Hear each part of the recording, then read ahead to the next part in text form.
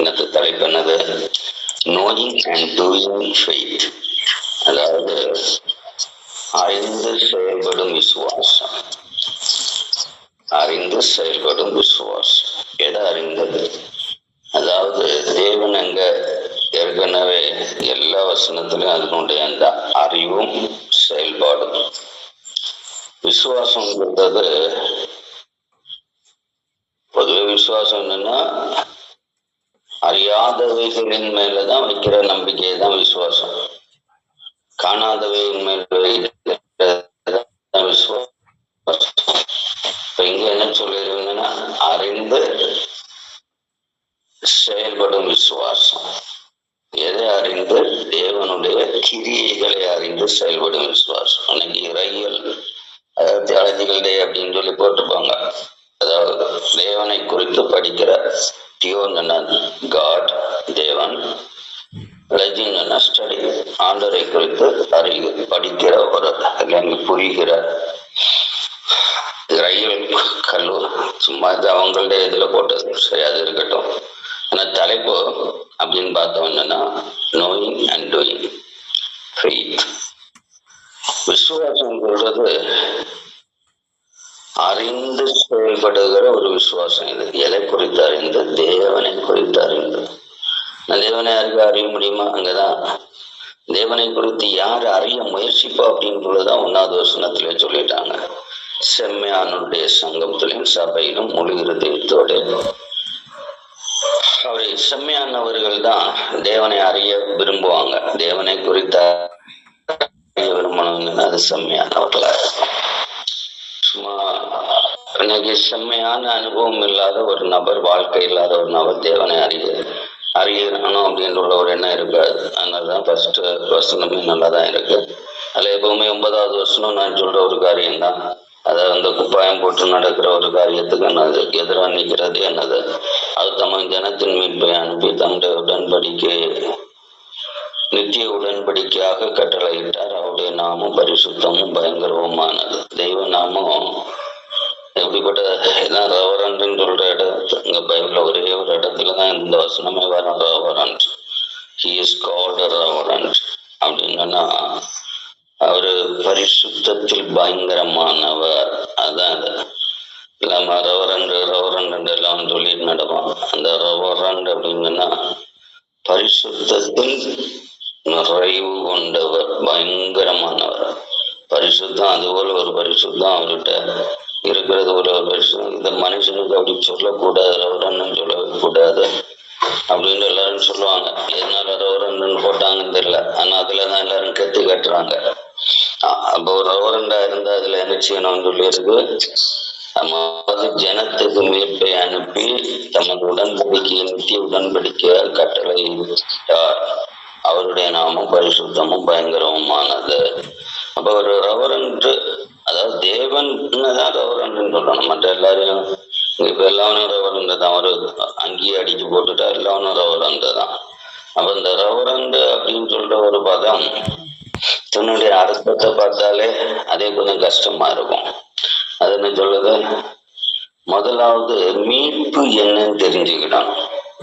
அதுக்கு பிறகுதான் மீட்பின் பாதையில விசுவாசத்தை வைக்கணும். இது மீட்பு. இங்க மீட்புன்னு சொல்றது என்னது? யாத்திராகமோ 20:2 வாசிங்க. உன்னை அடிமைத்தன வீடாகிய எகிப்திலிருந்து புறப்பட பண்ணின உன் தேவனாகிய கர்த்தர் நானே. அவ அடிமைத்தனத்துல இருந்து மீட்கிறது. அடுத்த உபாகத்துல பாத்தீங்கன்னா கர்த்தர் உங்களில 7:8 கர்த்தர் உங்களில அன்பு கூர்ந்ததினாலும் உங்கள் பிதாக்களுக்கு இட்ட ஆணையை காக்க வேண்டும் என்பதினாலும் கர்த்தர் பலத்த கையினாலும் உங்களை புறப்பட பண்ணி அடிமைத்தன வீடாகிய எகிப்தில் நின்றும் அதன் ராஜாவாகிய பார்வோனுடைய கையில் நின்று உங்களை மீட்டு கொண்டார். அப்போ இங்க அந்த மீட்பின் பணியை குறித்த ஒரு அறிவு அப்படின்னால முதலாவது அடிமத்தனத்தின் தன்மை, 2வது அன்பின் விடுதலை, 3வது லூக்கா 1:68 இயேசுவின் தேவனாகிய கர்த்தருக்கு ஸ்தோத்திரம். அதாவது ஆமா எபேசியர் 1:7 11 சொல்லியிருக்கு, அவருடைய கிருபையின் ஐஸ்வர்யத்தின்படியே அவருடைய இரக்கத்தினாலே பாவ மன்னிப்பாகிய மீட்பு இவருக்கும் நமக்கு உண்டாயிருக்கிறது. அப்போ அடிமைத்தனம் விடுதலை, அன்பின் மீட்பு, பாவத்தின் விடுதலை. இன்னும் கடைசியா பார்த்தோம்னா 78:35 தேவன் தங்கள் கண்மலை என்றும் உன்னதமான தேவன் தங்கள் மீட்பர் என்றும் நினைவு கூர்ந்தார். அப்போ அந்த மீட்பு அப்படின்னு சொல்லும்போது கண்மலைன்னு நமக்கு தெரியும். உன்னதமான தேவன் தங்கள் மீட்பர் என்றும் நினைவு கூர்ந்தார். கண்மலைன்னா பாதுகாப்பு. அப்ப ஒரு மீட்பின் பணி அப்படின்னு வந்தாலே அதுல என்னெல்லாம் வருது? மீட்பை பற்றி அடிமைத்தனத்தினுடைய தன்மையில இருந்தும், அன்பின் விடுதலையில இருந்தும், பாவ மன்னிப்புல இருந்தும் பாதுகாக்கிற ஒரு அந்த அனுபவத்தை தான் என்னது மீட்பு அப்படின்னு சொல்லப்படுகிறார். அடிமைத்தனத்துல இருந்து விடுதலை, அன்பினால் உள்ள விடுதலை, அன்பின் கட்டுனாலே கட்டி இழுக்கிற ஒரு விடுதலை, பாவத்துல இருந்து விடுதலை. அது விடுதலை மட்டுமல்ல, கண்மலைக்கு கொண்டு வருவார். இந்த 3 இடங்களில இருந்தும், இந்த 3 கட்டுகள்ல இருந்து கொண்டு போய் எங்க கண்மலையில வைக்கிறார். அப்ப ஒரு பாதுகாப்பு கொடுக்கறது தான் மீட்புன்னு சொல்றது. மீட்புன்னு சொன்ன கண்ணி அப்படி அறுத்து விட்டதுனால ஒரு மீட்பு கிடையாது. அந்த கண்ணி அறுக்கிற தேவன் என்ன செய்யறாரு? அன்பு காட்டுகிறவராய், மன்னிக்கிறவராய், பாதுகாக்கிறவராய் இருக்கிறார். அடிமைத்தனத்தின் கண்ணி அறுத்தா போதாது, அதுல அன்பு இருக்கு, மன்னிப்பு இருக்கு, பாதுகாப்பு இருக்கு. இந்த 3 எண்ணத்தையும் நமக்குள்ள வெளிப்படுத்துகிறது தான் என்னது மீட்பு. அப்ப அது தேவனால மட்டும்தான் முடியும். நம்ம மீட்புன்னா இப்ப ஒரு நோய்கள இருந்து மருந்தை கொடுத்து குணமாக்கிட்டு அது ஒரு மீட்புன்னு நினைக்கிறோம். அப்படிப்பட்ட அந்த மீட்பர் அல்ல இந்த மீட்பர். இந்த மீட்பர் என்ன செய்யறாரு? என்னன்னா அதை அவன் காசு வாங்குவான் நோயில இருந்து விடுவிக்கும் போது. அதையும் மீட்புன்னு சொல்லுவாங்க. ஒரு பெரிய வியாதியில இருந்து மீட்கப்பட்டேன்னு சொல்லுவாங்க. அந்த மீட்பு அப்படின்னு சொல்ற இந்த இடத்துல அவருடைய செயல்பாடு, அவர் என்னெல்லாம் அதனாலதான் இந்த விசுவாசம் அங்க வளர்கிறது. தேவன் மேல நான் வைக்கிற விசுவாசம் எப்படி அறிந்து, எதை அறிந்த? என் பாவ கட்டுல இருந்து என்னை அடிமைத்துவத்தில இருந்து என்னை விடுவித்ததையும், என் மேல அந்த அடிமைத்தனத்திலிருந்து விடுவித்து கொண்டு வந்த அந்த அன்பின் அந்த கருணையையும், அடுத்த பாவத்தின் மன்னிப்பையும், அதுக்கப்புறம் அந்த பாதுகாப்பையும். என்னுடைய பாதையில எவ்வளவு பெரிய பாதுகாப்பு கொடுத்தான்னு நமக்கு தெரியும். நம்ம படிச்சுட்டு தானே இருக்கிறோம். அப்ப அதனால இவ்வளவு நான் தெரிந்து அவருடைய செயல்பாடை நான் புரிந்து அவர் மேல வைக்கிற அந்த விசுவாசம், அதான் இறையியல். தேவனுடைய கிரியைகளை அறிந்து அதுல புரிந்து செயல்களை நிமித்தம் வைக்கிற விசுவாசம். செயல்களை புரிந்து அது நிமித்தம் வைக்கிற விசுவாசம். செயல்களை, அவருடைய செயல்பாடுகளை புரிந்து எப்படி என்ன கொண்டார் அப்படின்னு கேட்டா, முதலாவது என்ன செய்யற? அடிமத்துவத்தின் கண்ணியில இருந்து வெட்டி, அன்பின் கயர்ல கட்டி, பாவத்தை மன்னித்து கண்மலையிலும் கொண்டு போய் சேர்த்தார். இதை நான் அறிந்த பிறகு, அவருடைய இவ்வளவு செய்த தேவனை நான் அறிந்த பிறகு அவர் மேல நான் விசுவாசம் வைக்காம இருக்க முடியுமா? அதாவது புரிந்து, அவர் செயல்பாடுகளை புரிந்து அவர் மேல வைக்கிற விசுவாசம் சொல்றதுதான். அப்ப இறையியல் அப்படின்னு சொல்றது தேவனை குறித்து நான் படிக்கிறது எதுக்காக? அவர் செயல்பாடுகளை புரிந்து அவர் மேல என் நம்பிக்கையை வைக்க, என் நம்பிக்கையை வளர்த்த. அவ என் தேவனுடைய செயல்பாடுகளை புரிந்து அவர் மேல என் நம்பிக்கையை வளர்த்த. அப்ப அதுதான் இறையியல் ஸ்டடி அப்படின்னு சொல்றது, படிப்பு அப்படின்னு சொல்றது. எதை முதல்ல படிக்கிறேன்? அவருடைய செய்கைகளை படிக்கிறேன். அவருடைய செய்கை எவ்வளவு பயங்கரமா இருக்கு. ஒரு மீட்புன்னு சொல்ற இடத்துல இவ்வளவு கிரியைகளை செய்யறார். அடிமத்தின் கரை அறுக்கிற தேவன். அதுக்கப்புறம் என்ன செய்யற? என்ன அன்பின் காரனால கட்டி, பாவத்தை மன்னித்து என்னை கண்மலையில கொண்டு நிறுத்துகிற தேவன். அப்ப அப்படி மீட்கிற, அது என்ன மீட்புன்னு வச்சுங்க? அனுப்பி தமது உடன்படிக்கையை நித்திய உடன்படிக்கையாய் கட்டளையிட்டவர். அதுதான் அதுல உள்ளதுதான். உடன்படிக்கை அவருடைய அந்த உடன்படிக்கை நித்திய உடன்படிக்கை கட்டளையிட்டு அவருடைய நாமம் கட்டளையிட்டார். அதனாலதான் அவருடைய நாமம் பரிசுத்தமானது. அவருடைய நாமம் பரிசுத்தமும் பயங்கரமுமா இருக்காங்க. என்னது? கெட்டில கிடக்க அடிமத்துவத்துல கிடக்கிற என்ன அன்பின்றதுனால கட்டி என் பாவத்தை மன்னித்து என்னை பாதுகாக்கிறல்ல, அது கண்மலையில கொண்டு நிறுத்திடுவார். அங்கதான் நம்முடைய ஸ்டே. அதனால அந்த அவருடைய பாதுகாப்புக்குள்ள வந்த பிறகு நமக்கு எந்த விதமான என்ன இருக்காது, போராட்டங்களோ பிரச்சனைகளோ இருக்காது. அப்ப அந்த பெரிய ஒரு பாதுகாப்புல என்ன தேவன் கொண்டு வந்திருந்தால், அந்த பாதுகாப்புல கொண்டு வந்த தேவனுக்கு தேவனை குறித்த அறிவு எனக்கு வந்த போது அவருடைய கிரியைகளை நினைத்து அவர் மேல வைக்கிற அந்த விசுவாசம் ஒண்ணு. ஓகே, இனி 2வது வசனத்துல பார்த்தோம் அப்படின்னா நிறைய காரியம் அதுலயும் பார்க்க முடியும். அப்படி ஒவ்வொரு வசனத்திலையும் இருக்கு. எப்படி அவருடைய அதிசயங்களை, அவருடைய கிரியைகளை, அவருடைய செயல்களை, அவருடைய செயல்பாடுகளை நாம் புரிந்த பிறகு வைக்கிற விசுவாசம் அப்படின்னு பார்த்தோம்னா, கர்த்தரின் செய்கைகள் பெரிய வைப்புகளும் அவரிலே பிரியமாயிருக்கிற எல்லாருக்கும் எல்லாராலும் ஆராய்கிறவருமா இருக்கு. அங்கே இருக்கு எல்லாராலும் அதாவது செம்மையான ஒரு நகருக்கு ஆரம்பத்துல சொன்னேன், தேவனுடைய செய்கைகளை இல்ல தேவனுடைய கிரியைகளை எல்லாரும் ஆராய முடியாது. அவரை முழு செம்மையான சங்கத்துல முழு இருதயத்தோட துதிக்கிறவங்க தான் ஆராய்வாங்க. செம்மையானுடைய சங்கம் இப்ப எங்கேயாவது இருக்கு, அது ஒரு பெரிய கஷ்டப்பாடு. செம்மையானுடைய சங்கமும் இல்லை.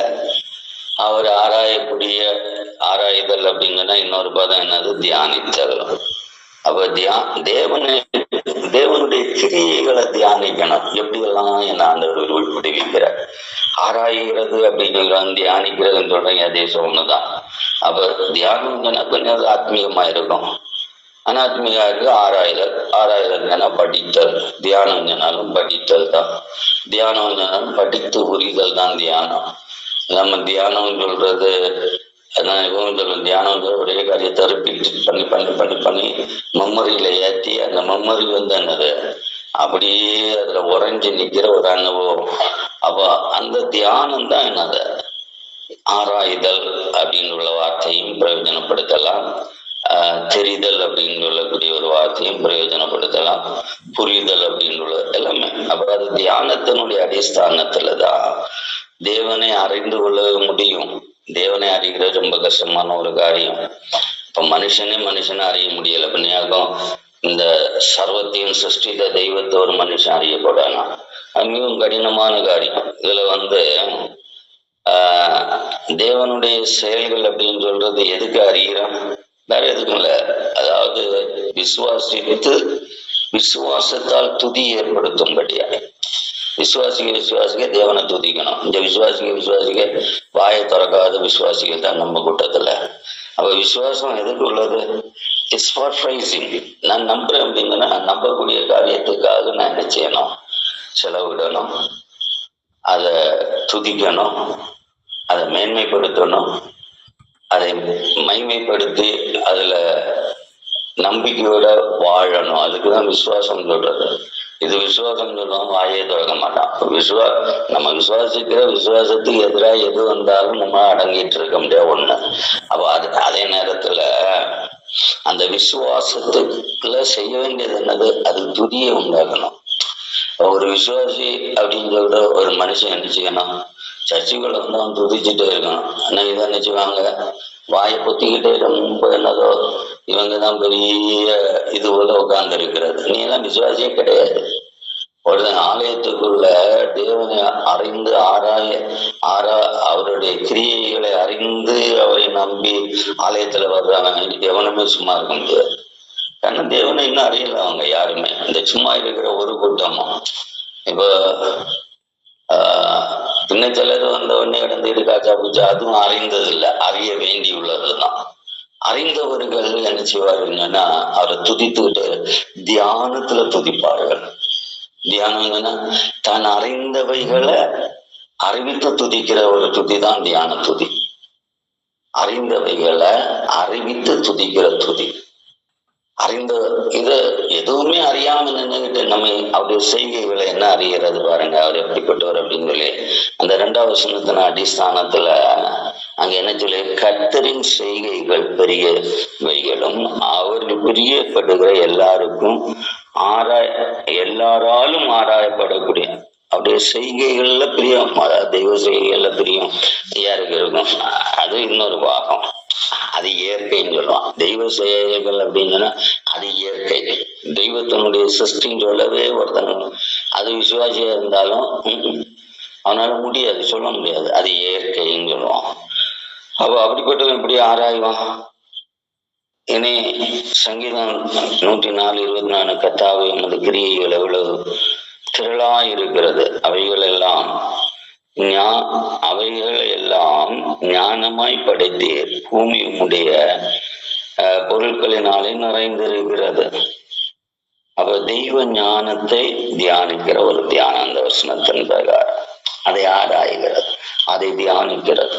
அதை தியானித்த தேவன் பூமியை ஞானமாய் படைத்திருக்காருன்னு சொல்லியிருக்காரு. அது மட்டுமா, எல்லாம் பூமியில இருக்க எல்லாமே அவருனால என்னது, அவருடைய பொருட்கள் பூமியில நிறைந்திருக்கிறது. பொன்னானாலும் தங்கமானாலும் எல்லாமே அவருடைய பொருட்கள் இந்த பூமியில நிறைந்திருக்கிறதுன்னு சொல்லப்பட்டிருக்கிறது. அப்போ இந்த பொருட்கள் எல்லாம் அவருனாலே. இது எத்தனை பேருக்கு அதை பற்றி தெரியும்? இதெல்லாமே தேவனால், இந்த பொருட்கள் எல்லாம் தேவனால நிறைந்திருக்கிறது, தேவனுடைய பொருட்களாகும். ஒரு 2 கிராம் பொண்ணை வாங்கிட்டு என்னுடையதுன்னு சொல்லலாம். அது யாருடையது? இதெல்லாம் உருவாக்கி வைத்தது யாரு? தேவன். வைரம் பின்ன நம்ம யாரும் வாங்க மாட்டோம், வாங்குறவனும் வாங்கிட்டு என்னுடையன்னு சொல்லுவான். யாருடையது இது? இதை வச்சுக்கிட்டு எவ்வளவு நாள் இருப்ப? நீ வைரத்தை வாங்கினாலும் சரி, பொண்ணை வாங்கினாலும் சரி, பொருளை வாங்கினாலும் சரி, அவ்வளோ லீவு. அவரு நித்தியமா இருக்கிற தேவன். பூமியில எல்லாம் அவருடையதுதான், ஒன்னும் ஒரு மனுஷனுடையது அல்ல. அப்ப அப்படி இருக்கும்போது அவரை நீ நினைக்கவும் துதிக்கவும் உன்னால முடியலையே. பூமியில உள்ள பொருள் உனக்கு சொந்தமானா நீ அவரை நினைக்கணும், அவரை துதிக்கணும். It's all belong to that, அவருடையது, நமக்கு ஒரு இல்லை. அப்ப அப்படி அவருடையவைகளை நம்ம சொந்தமாக்கிட்டு நம்ம பெருமை பாராட்டிட்டு நடக்கிறோம். எல்லாமே அவர்களது. அப்ப அந்த அந்த அந்த எண்ணத்துல அவரை நினைத்து துதித்தார். வாட்டெவர் யூ ஹேவ், நீ என்ன இருந்தா ஏன்னா எதையுமே நம்ம கொண்டு வந்ததுல கொண்டு போறதில்ல. It's nothing will belong to us. நமக்கு ஒண்ணுமே சொந்தமாகாது. அவருடைய சொந்த, அவரால் உண்டாக்கப்பட்ட பொருளை கொஞ்சம் போல உனக்கு ஆண்டவர் தந்திருந்தா அதுல எவ்வளவு துதி உண்டாகும், எவ்வளவு விசுவாசம் உண்டாகும். ஒன்ன போலதான் பக்கத்து வீட்டுக்காரனே படைச்சாரு. அவன் என்னடா சொன்னா ஒண்ணும் இல்லாம அண்ணன் இவ்வளவு காரியத்துக்கு வேண்டி ஓடி ஓடி ஓடி ஓடி மடுத்து நிற்கிறான். ஆனா உனக்கு தேவையான எல்லாத்தையும் தந்திருக்கிறாரு, நிறைவாக்கி இருக்கிறாரு, பூரணப்படுத்தி இருக்கிறாரு. நம்ம என்னைக்கோ அப்படி தியானிக்கிறோமா, சிந்திக்கிறோமா? நம்ம எப்ப பார்த்தாலும் நமக்கு என்ன இல்லை அப்படிங்கிறத சிந்திச்சுட்டு இருப்போம். எது எனக்கு இல்லை, எது எனக்கு இல்லை, அது இல்லை, இது இல்லை, குறைகளை சொல்லிக்கிட்டே இருப்போம். அப்போ தேவனை முதலாவது தேவனுடைய கிரியைகளை அறிந்த பிறகு வைக்கிற விசுவாசத்தினுடைய விசுவாசம் எப்பவுமே ஒரு மனுஷனுக்கு துதியை உண்டாகும். ஏன் நம்ம ஆலயத்திலையும் ஆராதனையிலையும் தெய்வ சமூகத்திலையும் மௌனமா இருக்கோம்னா, தேவனுடைய செயல்களுடைய அந்த அவருடைய வல்லமை, அவருடைய படைப்பை நம்மளால என்ன செய்ய முடியல, அறிய முடியல. படைப்பினுடைய அந்த வல்லமை என்னன்னு நமக்கு தெரியல, புரியல. அதனாலதான் துதி உண்டாகல. சும்மா ஏதோ துதிக்கிற துதி தான் இருக்கும், அந்த துதி அல்ல இது. அறிவின் நிறைவில் அவருடைய கிரியைகளை புரிந்த பிறகு வைக்கிற விசுவாசத்துல உண்டாகிற துதி, அது ஒரு சாதாரண துதி அல்ல. அது மகிமையான ஒரு துதியா மாறும். அந்த துதிக்கு கர்த்தர் உங்களையும் இந்த ஆலயத்துல இந்த ஆராதனையில நடத்தணும். அந்த ஆராதனை எதுக்கும் நம்ம ஆராதனைக்கு வர்றதில்லை, அவருடைய செயல்களை அறிந்துட்டு நம்ம வர்றோம். அவருடைய கிரியைகளை புரிந்து தியானித்து துடித்து அவரை மகிமைப்படுத்த வர்றோம். அது ஆராதனைக்கு இந்த ஸ்டடியை போட்டு ஆரம்பிக்கணும்னா என்னதோ ஆண்டவரை பற்றி என்னதான் ஆண்டவரை பற்றி யாருமே படிச்சுக்கிட முடியாது. நிறைய வசனம் இருக்கு. அந்த வசனங்கள் எல்லாம் போனீங்கன்னா நமக்கு இன்னைக்கு முடியுமான்னு உள்ளது எனக்கு தெரியாது. ஏன்னா நான் பூர்வ நாட்களை நினைக்கிறேன், உமது செய்கைகள் எல்லாம் தியானிக்கிறேன், உமது கருத்தின் கிரியையை யோசிக்கிறேன். அது 143 5 சங்கீதத்துல கருத்தின் கிரியையெல்லாம் நினைக்கிறேன், யோசிக்கிறேன்னு சொல்றாரு. பூர்வ நாட்களை நினைக்கிறேன், நான் என்னென்ன நிலைமையில இருந்தேன், ஒண்ணும் இல்லாதவனா இருந்தேன், வெறும் பெட்டியை கட்டிக்கிட்டு ஒரு பெட்டியோட தான் என்னுடைய வாழ்க்கையா இருந்தது. இன்னைக்கு எனக்கு அங்கும் இங்கும் எல்லா இடத்துலயும் என்னது வீடு தர்றாரு. எனக்கு எல்லா இடத்துலயும் எனக்கு ஏன்னா ஒரு வீடு அப்படின்னு சொல்றது கூட நீர் விரும்புகிறபடினால் எனக்கு இதை தந்து இருந்திருக்கு. ஒரு வீட்டுக்கு 2 வீடாச்சு, இப்ப 3 வீடு ஆகுது. இதெல்லாம் எப்படி கர்த்தர் தருகிறார்? இதெல்லாம் மனுஷன் நினைக்கிறதா? நம்ம இப்படி எல்லாம் நினைச்சோமா? அப்படியெல்லாம் நமக்கு வீடுகள் உண்டாகும், பொருட்கள் உண்டாகும். இதெல்லாமே அவருடைய கிரியை. அவர் விரும்புகிறார், அவர் தர. அவர் யாருக்கு விரும்புகிறார், யார் மேல விருப்பம் வைக்கிறார் அவர்களுக்கு அவர் பார்ப்பிடத்தை கொடுக்கிறான்னு பார்க்கிறாரு. 1 பார்ப்பிடம் ஆச்சு, 2 பார்ப்பிடம் ஆச்சு, 3 பார்ப்பிடம் ஆகும் போது இதெல்லாம் யாருடைய கிரிய? கர்த்தருடைய கிரிய. நம்ம நினைக்கிறோம் இது இல்லை, இது என்னுடைய ஒரு மனுஷனுக்குள்ள வாஞ்சியை தரதும் ஆண்டவர் தான். நீ இப்படிதான் வாழணும். அந்த தேவன் தருகிற அந்த வாஞ்சியை நிறைவேற்ற செயல்படுகிறார், அதுவும் ஆண்டவர் தான். அவ இதெல்லாத்தையும் யோசிக்கவும் சிந்திக்கவும் தியானிக்கவும் செய்யற இடம்தான் ஆராதனை. அங்க வரும்போது ஒவ்வொரு காரியத்தை கேட்கும் போது மனுஷனுக்கு தான் என்னென்ன பெற்றுக்கொண்டனோ அவைகளினுடைய அந்த தன்மையை புரியணும். போல வெறும் என்னது நிர்வாணியா போகிற. ஆனா இந்த பூமியில இருக்கிற நாட்கள்ல அது பூமியின் நிறைவெல்லாம் அவருக்கு இருந்த எல்லாமே சொன்னேன். அப்படி இருக்கும்போது அவருடையதை நமக்கு சொந்தமாக்க வைக்கிறார் அப்படின்னா அவர் உண்மையில வைத்த பிரியத்தை நீ புரியணும். தேவன் யார் மேல பிரியமாயிருக்கோ அவங்களுக்கு தான் கொடுப்பாரு. பிரியமில்லாதவர்களுக்கு எதுவுமே சம்பத்தே உண்டாகாது. உண்டானாலும் நீ அழிச்சிட்டு தான் நடப்ப. தேவனுக்கு பிரியமில்லாத ஒருத்தனுக்கு எவ்வளவு சம்பத்து உண்டானாலும் அது அப்பா உண்டாக்குனதா இருந்தாலும் சரி, யாரும் எல்லாத்தையும் அழிச்சிருவாங்க. அதனுடைய அடையாளம் என்ன தெரியுமா? இவன் மேல தேவனுக்கு பிரியம் இல்லை. அப்ப தேவன் யார் மேல பிரியம் வைக்கிறாரோ அவர்களுக்கு தான் பூமியில் நிறைவு அனுபவிக்க கிருபை செய்வார். மற்றவனை தண்டதான் கிருபை செய்வார். அதனால இந்த இடத்த நான் நல்லா புரிஞ்சு தேவனை துதிக்கிறது ஸ்டடி. இது தேவனை பற்றி படிக்கணும். ஒவ்வொரு வசனமா ஒவ்வொரு நாளா உட்கார்ந்து படிச்சா கூட நமக்கு நல்லது. நம்ம இவ்வளவு நாள் வாசிக்கிறோம், டெய்லி 365 நாளும் காலையிலும் சாயங்காலம் சொல்லி போவேன். இன்னும் ஒண்ணு நான் ஆகல, ஒண்ணு புரியவே இல்லை, ஒண்ணு நம்மளால என்ன செய்யல, பின்பற்றவே முடியல. அப்படி இருக்கும்போது நம்ம ஆண்டவரை பற்றி படிக்க வரும். ஸ்டடியை ஒரு காடு அப்படிங்கன்னு ஆண்டவரை பற்றி யாருமே என்னைக்குமே படிச்சு விட முடியாது, மரணம் வரைக்கும் படிச்சு விட முடியாது. புரிஞ்சுக்கிட்டு ரொம்ப கஷ்டம். ஆண்டோடைய செயல்களை, அவனுடைய கிரியைகளை. அது புரிந்த பிறகு அவர் மேல வைக்கிற விசுவாசம் ரொம்ப பாடு. புரிந்துட்டு விசுவாசம் வச்சிருக்கான். தேவ கிரியைகளை புரிந்து விசுவாசிக்கிறோம். வாயை அடக்கிட்டு ஆராதனையில இருக்கவும் முடியாது. அவன் துதிச்சுட்டு தான் இருப்பான். அந்த துதி அது யாருக்கு செம்மையானவனா இருந்தா தானே. செம்மையானவனுடைய வாய் அடங்கி இருக்காது, துதியில தான் நிறைந்து இருக்கும். ஏன்னா தேவனுடைய கிரியைகளை புரிந்து விசுவாசித்தவன் அவன் செம்மையானவன். இல்ல இந்த செம்மையானவன் அப்படின்னு சொன்னோன்னு நம்ம என்ன நினைச்சிட்டோம், அவன் யாட்டும் பேசாம அப்படி பாவம் போல பாவம் போல தனது காரியம் மாட்டம் உண்டு போறவன் அப்படின்னு நினைச்ச இல்ல.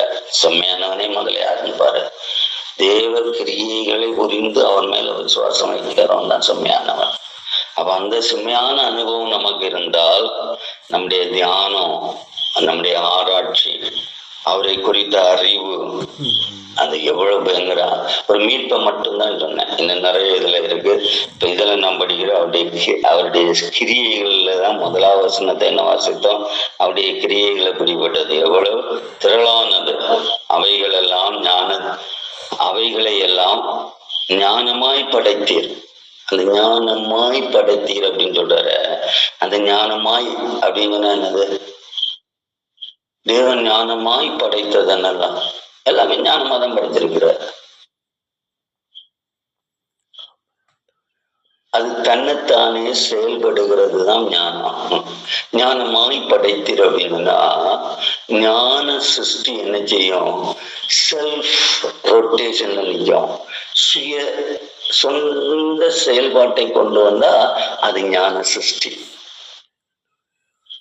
ஞான சிருஷ்டி என்னன்னா இன்னொரு ஆளுடைய ஏதொரு என்னது உதவியும் எதிர்பார்க்காம தானே ஆண்டவரே எனக்கு ஞானத்தை தாருங்கன்னா அது அர்த்தம் என்ன நினைச்சிட்டு இருக்கீங்க? நான் எந்த ஒரு நபருடைய ஒத்தாசையும் எதிர்பார்க்க கூடாது. ஆண்டவரை ஞானம் உள்ளவன்னா அவன் யாருக்கிட்டையும் கை காலெல்லாம் நீட்டிட்டு நிக்கிறவன் இல்ல. அவன் எப்படி செயல்படணும் உள்ள அறிவு நிறைந்தவன். இந்த ஞானம் ரொம்ப கிடக்குது. இந்த இடத்துல இந்த ஞானம் பயங்கரமானது. ஞானமா எல்லாவற்றையும் படைத்திருக்கிறார் அப்படின்னா அவர் படைத்ததுக்கு ஒருத்தனா அதுக்கப்புறம் அங்க என்ன செய்ய வேண்டாம், எதையும் உருவாக்கணும், அழிக்கிறதா நிச்சயறானே தவிர அத அவன் எதையுமே இந்த உலகத்துல மனுஷன் ஒரு காரியத்தை கூட படைத்து அதை பரிபாலிக்க தெரியாதவன். அவன் அழிச்சு அத நாசாக்குறானே தவிர இயல்பான அந்த ஞானமாய் சிருஷ்டித்தீர் அப்படிங்கிற அந்த ஞான சிருஷ்டிப்பு என்ன செய்யுது? செல்ஃப் ஸ்டாண்டிங் உள்ளதா இருக்கு. சுயமா இப்போ ஒரு கிளாக்க ஒருத்தன் படைச்சு உருவாக்குனா அது அந்த நேரத்தை அப்படி கரெக்டா எப்பவும் போய் தட்டிக்கிட்டா இருக்கும் இல்லை. அதனாலதான் அந்த கிளாக்கை உருவாக்குனவனுக்கு ஞானம் கும்பிடுவாங்க. அது தானே ஓடிக்கிட்டே தான் இருக்கும். அதுக்கு ஓட்டத்தை யாருக்குன்னு ரிப்பேர் ஆனா நிற்கும், இல்லைங்கன்னா அது ஓடிட்டு தான் இருக்கும். அதுக்கு பேட்டரி தீனா நிற்கும், இல்லைங்கன்னா அது ஓடிட்டு, அது எதுனால ஓட வைக்கிறோ அதை பொறுத்து. அப்ப தேவன் எவ்வளவு அருமையா அதை ஒரு சின்ன எக்ஸாம்பிளா வச்சுக்கிடுங்க. அது சும்மா நீ போய் தட்டுவதுனால ஓடிக்கிட்டு இருக்காது. அது சுயமாய் தனக்குள்ளேயே செயல்பாடை ஏற்படுத்துகிறதா ஞான சிருஷ்டி. அதெல்லாம் தியானிக்கிறது ரொம்ப கஷ்டமான காரியம். இப்ப நான் என்னதான் காலையில இருந்து சொன்னாலும் நான் சொல்றது புரியவே புரியாது. இட்ஸ் டீப், அதாவது ஆழமான தெளிவடைகிற ஒரு அனுபவம். அந்த அனுபவத்தை கர்த்தர் உங்களுக்கு எனக்கு உருவாக்கட்டும். அப்போ ஞானமாயிசு அது எல்லாத்தையும் நிறைத்து வைத்திருக்கான்னு பார்த்தோம். அடுத்தது என்ன பார்த்தோம்? அவருடைய செய்கைகளை தியானித்து கொண்டிருக்கிறோம், அவருடைய கிரியைகளை யோசித்து கொண்டிருக்கிறோம். இன்னும் பிரசங்கில எல்லாம் இருக்கு சார், அதெல்லாம் பார்த்து தியானித்தா டைம் போவோம். இன்னொரு நாளுக்களில் தியானிப்ப நமக்கு தான் ஒண்ணுமே நம்மளால கற்றுக்கொள்ள முடியல. ஏதாவது ஒரு காலங்களில் தேவன் எல்லாவற்றையும் கற்றுக்கொள்ள கிருபையை தரட்டும். நம்ம ஆண்டவருடைய சமூகத்துல இந்த காலை வேளையில நம்ம விட்டு கொடுத்து தியானம் சொன்ன என்னன்னு பார்த்தோம். செம்மையானுடைய சங்கம் என்னன்னு பார்த்தோம். செம்மையானுடைய சங்கம் தேவனுடைய செயல்களை அறிந்து புரிந்த பிறகு விசுவாசம் வைத்திருந்தால் அது செம்மையானுடைய சங்கம். ஒன்னும் புரியாம சர்ச்சைக்கு வர ஒன்னும் செம்மையான சங்கத்தை சார்ந்தவன் இல்ல. புரியாத முட்டாள்களுடைய கூட்டத்துல தேவனை ஆராதிப்பவங்களும் மிகவும் கடினமானது, அவரை துதிக்கிறவங்களும் மிகவும் கடினமானது. அதுதான் இன்னைக்கு சபைகள் எல்லாம் சபைன்னு சொல்லிட்டு இருக்கிற இடத்துல போராட்டமே என்ன தெரியுமா? அவருடைய செய்கைகளை அறிகிற அறிவு கிட்ட ஒரு சந்ததிய வச்சுக்கிட்டு ஆராதனை நடத்துக்குதான் இன்னைக்குள்ள போராட்டம். அவங்க நினைக்கிறாங்க நாங்க எல்லாம் அறிஞ ஞானிகள், நீ என்னத்தை அறிஞன்னு எனக்கு தெரியாது. அதனால அந்த வசனத்தை குறித்த அறிவுன்னு சொல்றது சாதாரணமானதல்ல. நம்முடைய வாழ்க்கை ஆண்டுடைய சமூகத்துல முழுமையாக விடுத்து இந்த காலை வேளையில ஆண்டவரை ஒரு மீட்புக்குள்ளே இவ்வளவு கிரியை செய்திருக்கிறீங்க. அம்மன் இவ்வளவு பெரிய கிரியைகளுக்கு பிறகும் எனக்கு பாதுகாப்பு தருகிற தேவன் மேல அதை ஆராய்ந்து தியானித்து நான் துதிக்கும் ஒரு துதி எனக்கு இல்லாமல் போனால் ஆண்டவரை நான் எவ்வளவு அபாத்திரமான மனுஷனா இருப்பேன் தகப்பனே. இதை யோசிக்க ஒரு கிருபை தாரும் என்று சொல்லி இந்த நாளுடைய ஆராதனை உண்மை அறிகிற அறிவுள்ள உம்முடைய கிரியைகளை புரிகிற ஒரு தன்மையை எனக்குள்ள எங்களுக்குள்ள என் திருச்சபைக்குள்ள ஏற்படுத்திட்டு என்று சொல்லி ஆண்டுடைய சமூகத்துல காலையில